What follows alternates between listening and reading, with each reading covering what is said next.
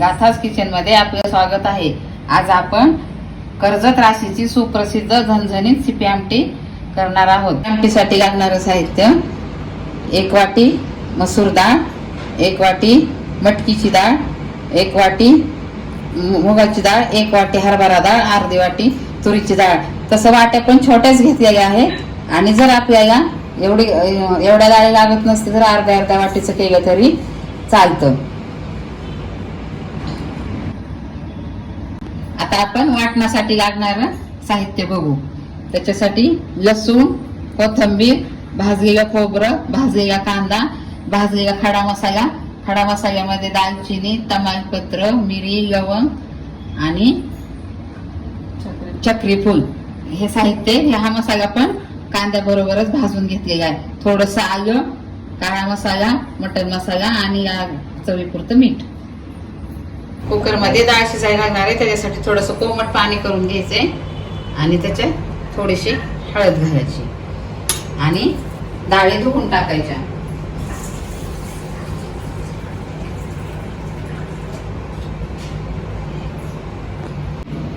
या सगळ्या डाळी आपण मिक्स केल्यात आणि आता ह्या धुवून कुकरला लावायचं।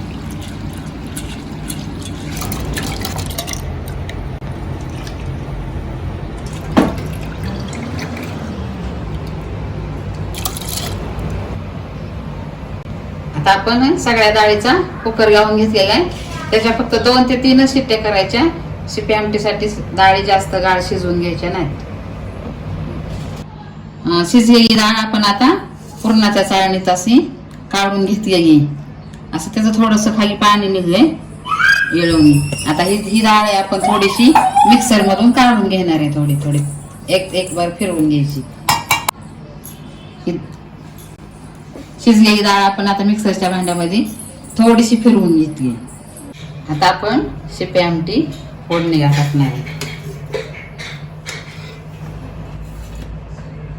आता आपण हळद टाकू आणि वाटलेला मसाला।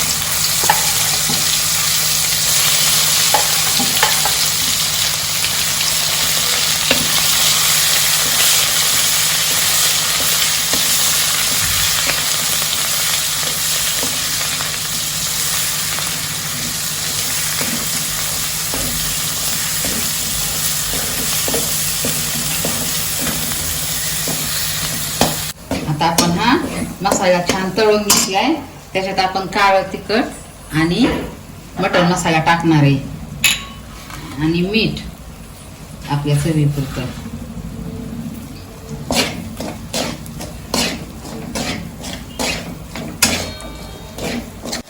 आता हे आपण वाटलेली डाळ ह्याच्यात टाकणार आहे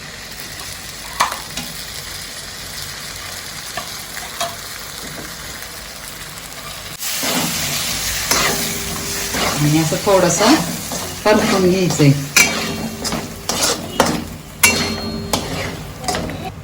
आता हे आपण वाटलेली डाळ मसाला परतून घेतली, त्याच्यात थोडी गरम केली, परतून घेतली। आता आपण पाणी ओतू त्याच्यात आपल्याला पाहिजे तसं।